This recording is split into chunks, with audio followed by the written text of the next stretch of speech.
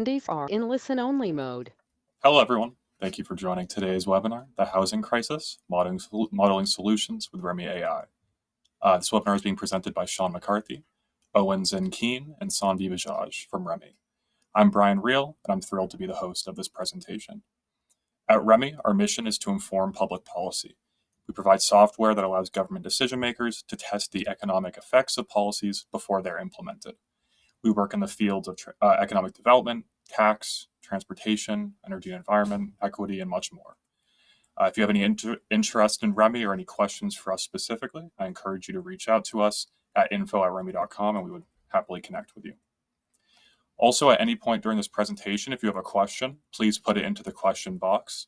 Time permitting, I'll moderate these questions to our presenters, and if there's any that we aren't able to get to for any reason, we'll be sure to reach out to you individually. So please ask away. Also, about an hour after the presentation concludes, we'll be sharing a copy of the slides and a recording of the presentation to you through email. So if there's anything that you need to get another look at, please use these materials for that. And again, reach out if you have any questions after the fact. Finally, there's a new feature in GoToWebinar for any of you who haven't been to one of our webinars or not in a while, where you're able to zoom in to see things that are small. So if there's any charts or graphs that you're having trouble seeing, you can actually just click into the viewer and scroll in and out, or press the plus and minus button and drag around. It's really handy for any charts or graphs that you want to get a closer look at, or we'll be sharing the materials after. So that's enough for me for now. Again, thank you all for joining, and take it away, Owen. Yeah, thank you, Brian, for that introduction. Welcome again, everyone, and thank you all for joining our webinar this afternoon. Again, my name is Owen Zin Keen, and I'm an economic assistant intern here at REMI. And presenting along with me today are Sanvi Bajaj and Sean McCarthy, also interns here at REMI. And as Brian mentioned, our webinar title is The Housing Crisis, Modeling Solutions with REMI AI. I'll start off with a brief description of our webinar topic overview. Connecticut is facing a growing housing crisis that's driving up costs, displacing workers, and straining communities. In today's webinar, we'll explore how economic modeling can help us understand the impact and shape more effective solutions. Together, we'll take a look at what adding 10,000 housing units with both a mixture of market rate and affordable units could mean for employment, population, housing affordability, and the broader economy. Whether you're a policymaker, researcher, developer, or advocate, we hope that this presentation provides valuable insight into how data-driven modeling can help guide housing and economic development strategies.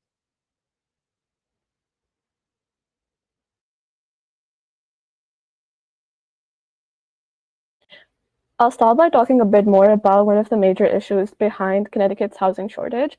Connecticut is facing a severe housing inventory crisis because of the presence of major institutions like universities, major corporate hubs, and hospitals around the area.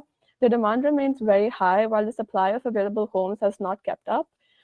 This mismatch has led to increasingly tight inventory in many areas. Historically, Connecticut would see around 20,000 active home listings during spring and summer, and today that number has dropped to fewer than just 5,000 statewide. The shortage is especially pronounced in Greater Hartford, where roughly 600,000 people live, but only 416 homes are currently for sale. In Fairfield County, with a population nearing 960,000, just 483 homes are available under $600,000. The sharp decline in listings has intensified competition and pushed housing costs higher throughout the state. A recent analysis by Eco Northwest found a total housing shortage of 379,000 homes. The most striking pattern is how rent burden is deeply connected to income levels. Among households earning less than $20,000, a staggering 89% are cost burdened. This means nearly 9 out of 10 extremely low-income renters are financially overwhelmed by rent payments. This pattern continues for lower-income households. About 86% of renters earning between $20,000 and $35,000 are cost burdened. And among those earning between $35,000 and $50,000, 77% are cost burdened. So overall, more than 3/4 of renter households making under $50,000 are struggling to afford rent. This demonstrates that housing affordability in Connecticut is not just a fringe issue, it's widespread and it's a deep structural challenge for low-income families in Connecticut, likely contributing to issues like stress, displacement, or trade-offs in spending on food, transportation, and healthcare. At higher income levels, the cost burden drops off sharply. Only 20% of renters earning between $75,000 and $100,000 are burdened, and just 7% of those are making over $100,000. This trend isn't surprising. Higher income households have more financial flexibility, but the contrast is very striking.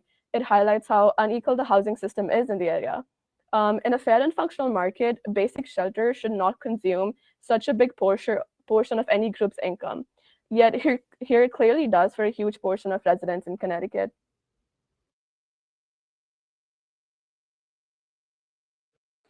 Yeah, so with this slide, we're going to take a closer look at more of the city-by-city breakdown of the housing burden across Connecticut cities, and it paints a pretty serious picture.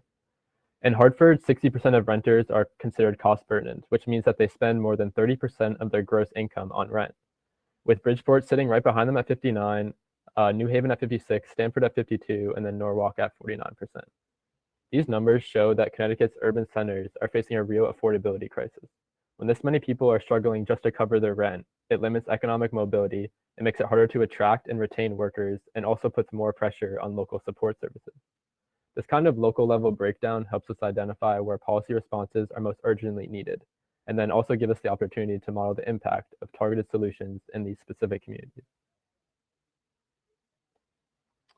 This next slide highlights one of the more pressing and under-discussed challenges in addressing Connecticut's housing crisis, that being permit denials.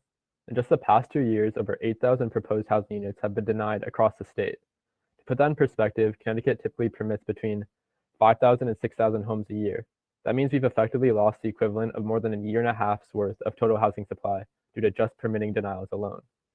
The scale of the issue becomes even more clear when we consider that roughly 40% of proposed homes are being rejected.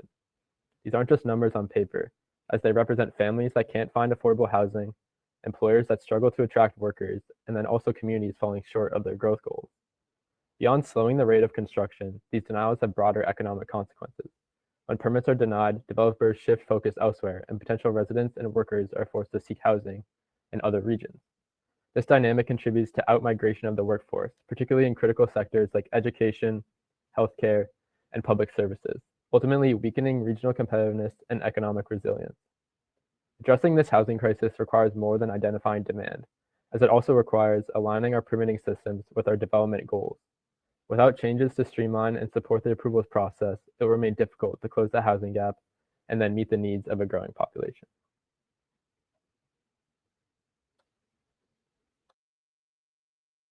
Connecticut's housing shortage extends well beyond the issue of just affordability. It has serious implications on workforce access, infrastructure, talent stratification, and fiscal health. Limited housing supply makes it harder for workers to live near jobs, prompting some businesses to relocate and weakening the economic base even in high-performing regions. It also reduces the effectiveness of infrastructure investments. Public transit and road network systems cannot fully deliver returns without having sufficient housing density. For younger residents, these constraints contribute to labor markets that sort workers by income rather than skill or potential, limiting knowledge sharing and reducing the innovative capacity that comes from more diverse, interconnected communities. Fewer residents also lead to lower local revenue, which constrains public investment and deepens long-standing disparities. To begin our methodology, we examine the role of economic policy modeling, not just as a technical tool, but as an asset that informs and guides policy decisions. So in our simulation today, we'll model the construction of 2,000 housing units in each of the counties of Fairfield, Hartford, Litchfield, New Haven, and New London. With estimated construction costs, migration into the areas, and quantified rent savings, we'll model the impacts of affordable and market rate housing development. We look at 5 components in the economy as a whole: final demand components, consumption, personal income, population and labor force, and finally employment.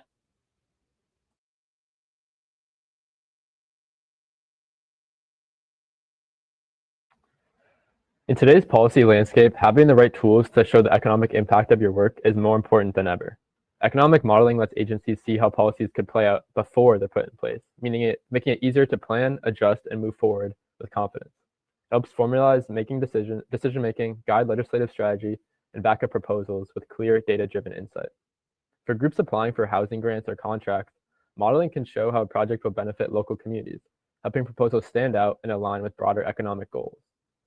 And regional planners, public agencies, and advocacy organizations can all use modeling to add clarity and credibility to their work. And with that, I'll hand it over to Sean to introduce the AI portion of our presentation.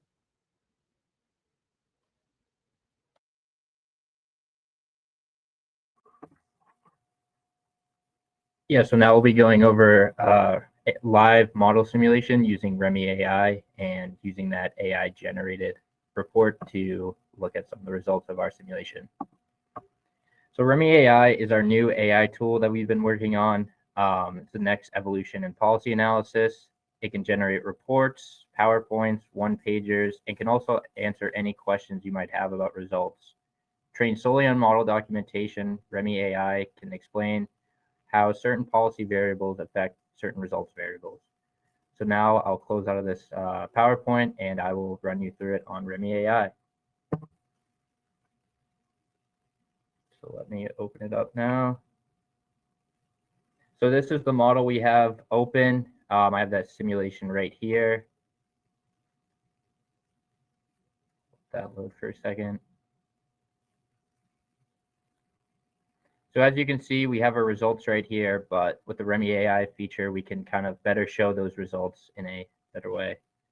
Let me go to that AI reports feature. We have it loaded up right here.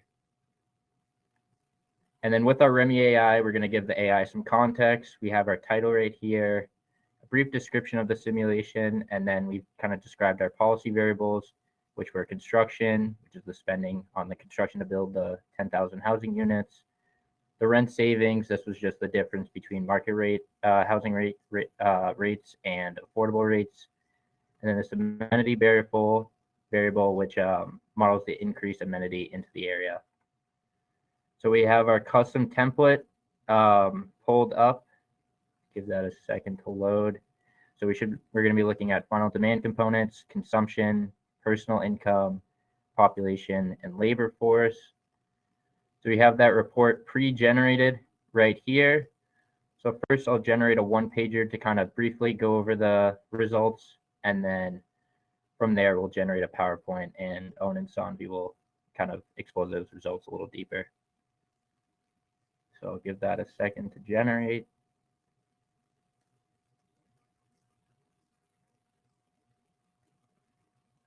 Here it is right here.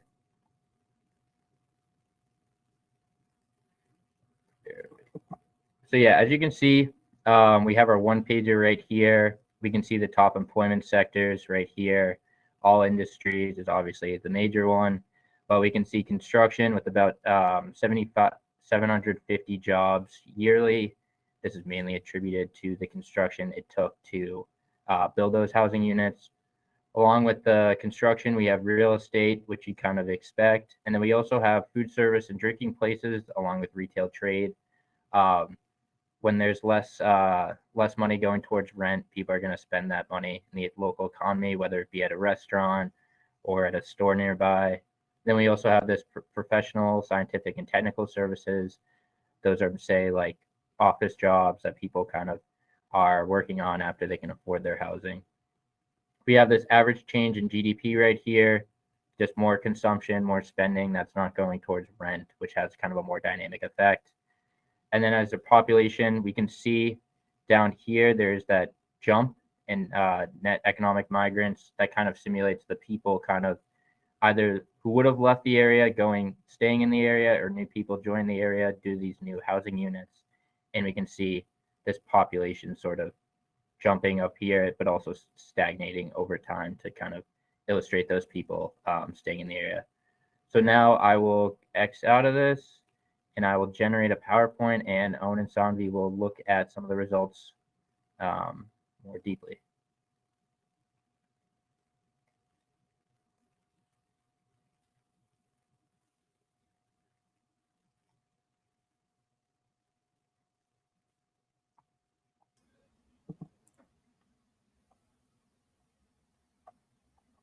Sean, in display settings, when you present, you can switch it, the presenter view. At the top left, the display settings. Perfect. Yeah. So now that the AI has finished running, we can take a look at how you can take a look at the results that slide deck has produced. Yeah, so the REMI AI starts off the slide deck with an executive summary of the results we got.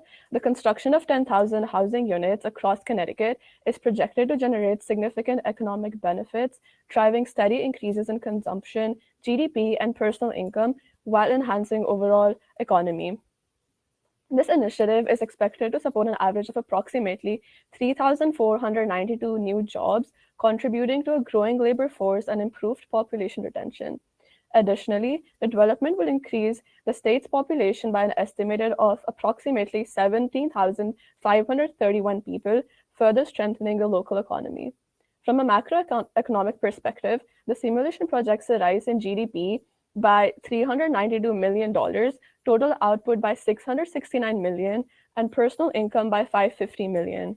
Beyond economic metrics, the inclusion of affordable housing units helps reduce rent burdens, increases residents' disposable income, and supporting long-term community resilience and prosperity.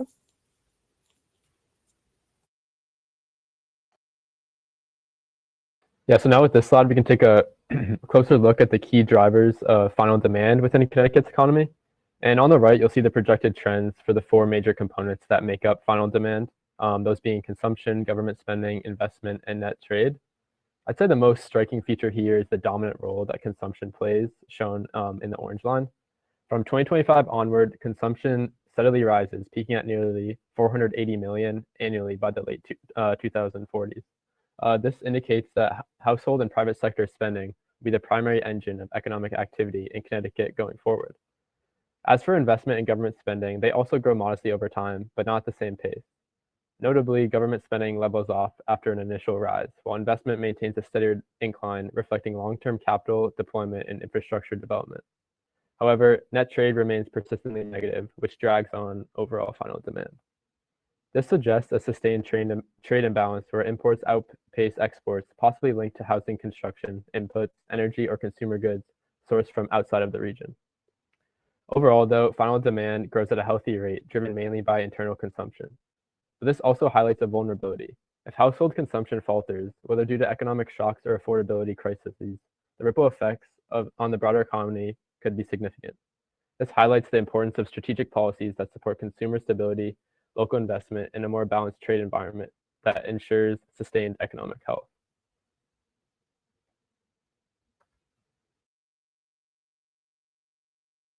This slide highlights the critical role of population growth and rising disposable personal income in driving consumption following the construction of 10,000 housing units in Connecticut. As shown in the graph, the disposable personal income, the red line, rises steadily over time, signaling gradual but sustained improvements in household financial well-being.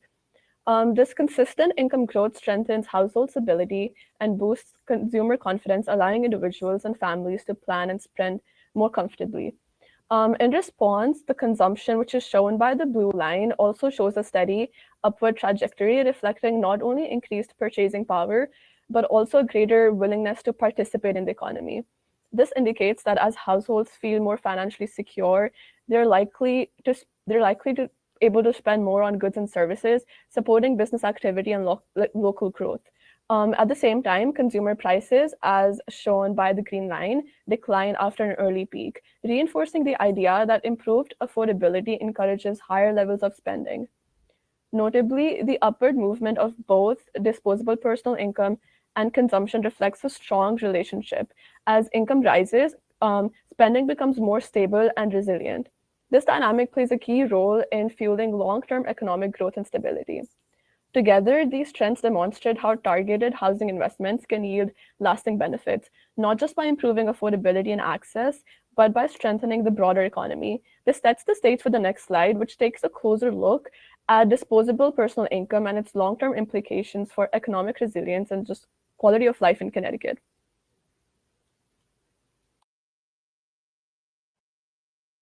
Yeah, so as Sanvi mentions, this slide breaks down more of the composition of personal income within Connecticut over time and highlighting like the most influential sources and how they evolve from the year 2025 currently to 2050. As we see in the chart, the blue line, which represents total personal income, shows a steady and strong upward trend throughout the projection period. But what's really important here is what's driving that growth. That would be property income and transfer payments as they emerge as key contributors. Property income steadily rises, suggesting increasing returns from investments like rental properties, dividends, and interest, likely influenced by rising housing values and capital gains. Transfer payments also increased, particularly after the year 2030, which indicates a growing role for government assistance programs such as Social Security, unemployment insurance, and Medicaid expansion. The economic implication here is critical. During periods when wages falter, growth in non-wage income sources like property income and transfer payments become essential to maintaining economic stability. Without them, personal income levels and with it, local consumption and tax revenue could suffer. In short, this reinforces the importance of policies that support housing investment and income safety nets, especially as traditional labor earnings become more volatile in the long term.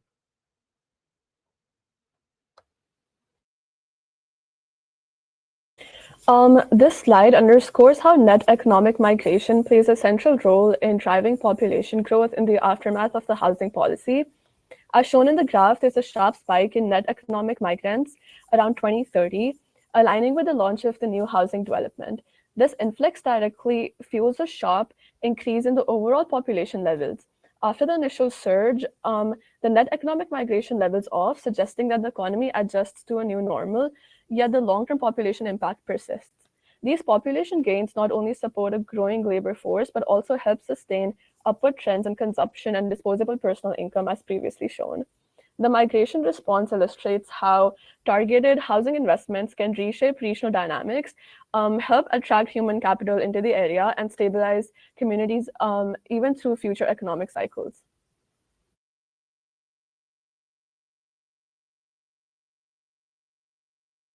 Now here on this slide, it shows the projected trends within Connecticut's labor force, population, and then the labor force participation rate from currently to 2050. While the population grows modestly early on, both the labor force and participation rate steadily decline over time. This signals a critical challenge. Even with more people, fewer are actively working or seeking work. The declining labor force participation rate is especially concerning. It suggests structural issues like aging demographics, early retirements, or barriers to work such as lack of affordable housing or childcare. I'd say the key takeaway with this slide is that population growth alone isn't enough. We need to increase participation to support long-term economic growth. Policies that help more people enter and stay in the workforce will be essential to Connecticut's future economic stability.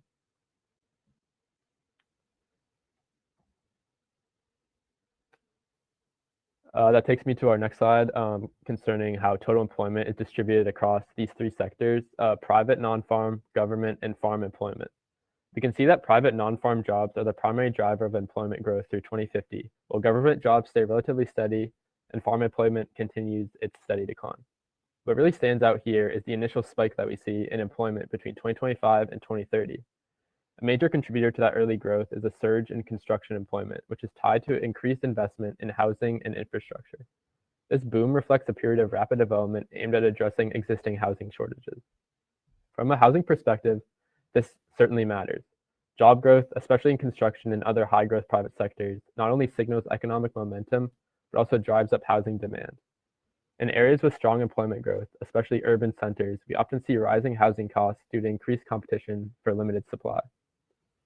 On the flip side, regions with slower or declining job growth may face different challenges, like excess housing stock, lower demand, or disinvestment. Understanding how employment trends shift across sectors helps us anticipate where housing demand will grow and what kind of housing is needed to meet the evolving needs of the workforce.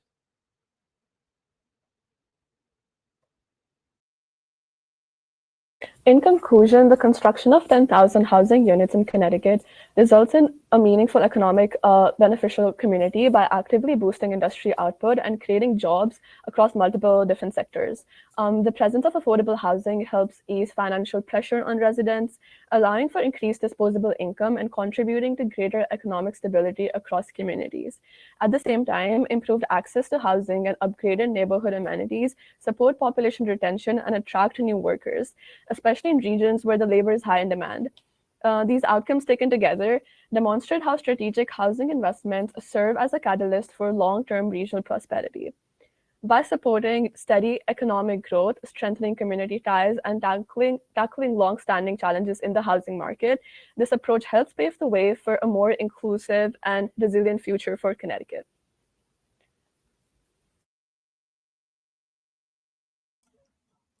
Excellent. Great. Any final thoughts or? Great. Okay. Thank you so much to our presenters, Owen, Sean, and Sanvi, for the excellent presentation. We have received a few great questions already, so if you haven't had the chance to ask a question, or if you have more, do feel free to ask away. We should have plenty of time. I also want to remind everybody that in about an hour after the presentation concludes, we will be sharing a copy of the slides and the recording. So if there's anything you'd like to get another look at, please do. Feel free to look at those resources and reach out to us if you have any questions. So the first question we received is, what are the most promising policies being considered at the state level to fix the housing issue? Yeah, it's a great question. I can take a stab at it. I'd say like Connecticut has been exploring like statewide zoning reform, which is like the main thing I would say to answer your question, and also plenty of targeted investments in like transit oriented communities. But I'd argue that like real progress requires like cooperating at both like the Connecticut state level as well as the local level, as like each small town has to be like willing to approve like these new developments and like kind of rethink like outdated land use policies. So I'd say it's like not just a state issue or like a small city issue, but it's like a shared challenge that like needs both of those like areas to come together to kind of solve that. Excellent. Thank you, Owen. Another question we received is, did you look at how different income groups were affected by the expansion of affordable housing?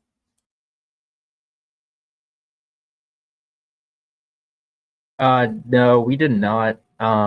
We could definitely do that kind of at another time. I know we did a webinar last year, sort of similar to this. It was like a mixed use development in Washington, D.C. And we looked at some of the income kind of different income groups are affected, but no, we did not do that in this webinar.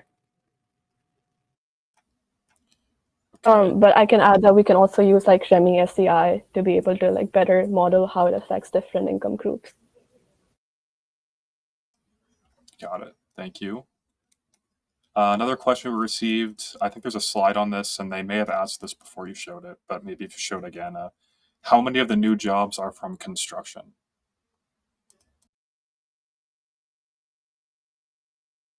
Yeah, that came up in our one pager. I can probably look through our slides. If I can go through.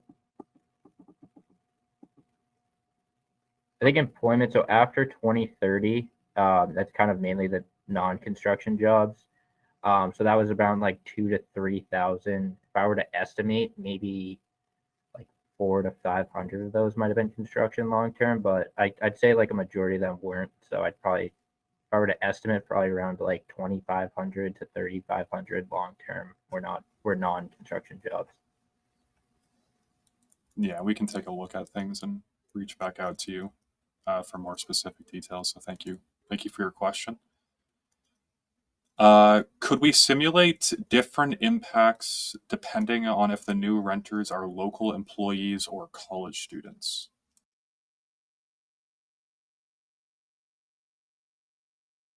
Yeah, we can do that. There is a way in the model to kind of simulate more like local stuff. So like industries that aren't kind of exporting to the rest of the US or the rest of the world.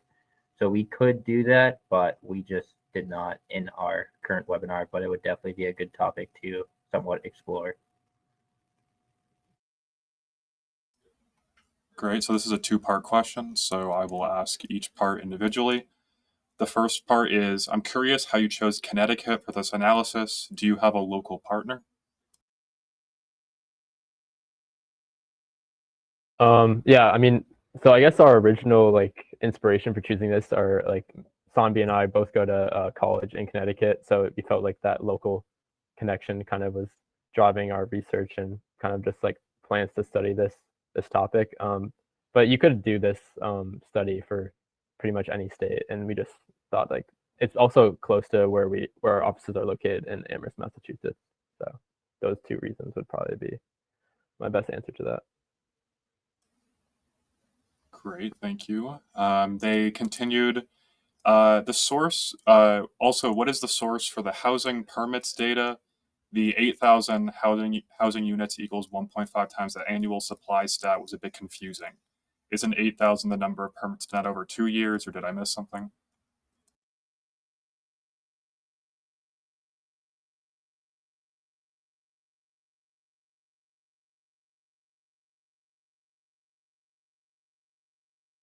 Yeah, we can get back to you with that source.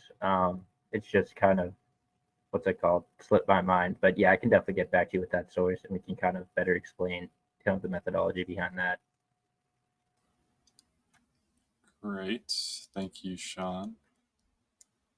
Do we know how many of the people are projected to be moving from other places within the state versus from outside the state?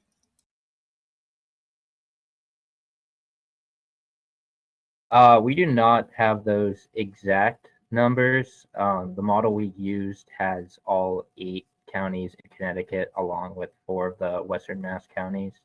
So I'm not exactly too sure where kind of that migration is coming from, but I'd say a majority of it is from Connecticut, whether it be from other counties to a different county in Connecticut or people remaining in their current county. Like maybe they were at a decision to move away, but that new housing development kind of kept them in the region. But yeah, no definite answer on the exact location of the migration. Great, thank you, Sean. We received another question. What assumptions does the model make about how households of various income levels sort themselves among the available residential units of various costs?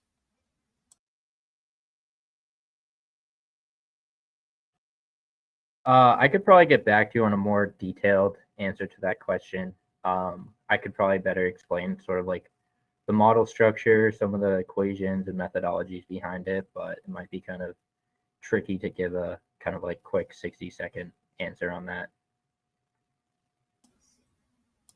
Okay, thank you.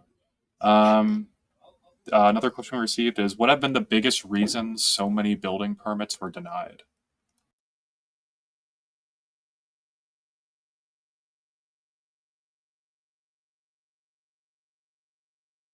I think it might come down to zoning regulations. I know that seems to be kind of the main driver for some of those like housing permits being denied. I'm not exactly too sure on sort of the exact reasons behind the ones that we showed. I know like zoning regulations really like to kind of keep housing in certain areas, manufacturing in certain areas, retail in certain areas. So that probably is the main reason behind it. Maybe there's like environmental concerns, other concerns like that, but I'd assume it would be mainly zoning issues. That's why a lot of states are starting to rethink the way they do zoning, just so they can have kind of more housing and kind of suit their residents a lot better in the housing market. Another aspect that could be resulting in that was like during some research, we saw that like there's a lot of like the approval processes like within the small towns in Connecticut were like oftentimes very subjective, and like it almost felt like those towns like wanted to block new development, especially like multifamily or affordable housing. So like that whole process was definitely a lot more complicated than it probably should have been. So I think that also led to a lot of denials. Great, thank you. Another question received is, did you look at all of the costs of housing construction and the implications for what rents would need to be charged for the market rate units? We did kind of like a brief estimation on housing construction along with like a kind of simplified average. I think it might have been median market rate rents. We didn't dive super deep into sort of the rates on market rate and affordable housing. It was kind of more meant to kind of show like a hypothetical, not like a super consulting type of thing. But yeah, we estimated construction costs and sort of estimated those market rate and affordable units. We didn't go super deep in sort of the rates of housing. Great, and they continued with also curious how you picked the $50,000 income cutoff for how low-income households are impacted, noting that in most areas of the state, HUD rent limits for a one-bedroom unit would mean someone making $50,000 per year would still be cost burdened, even if they had a subsidized unit.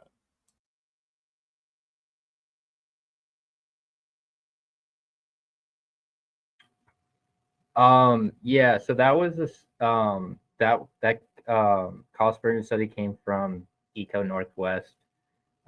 We didn't really dive too deep in the HUD regulations on affordable housing, but yeah, it's definitely something that we should have done maybe in a different time. But yeah, we didn't dive super deep into that. We can send you kind of the study we got from Eco Northwest, and hope that might answer some of your questions.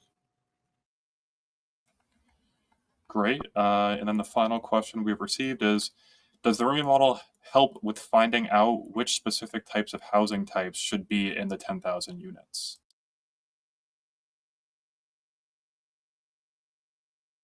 The REMI model does not go super in depth on different housing types.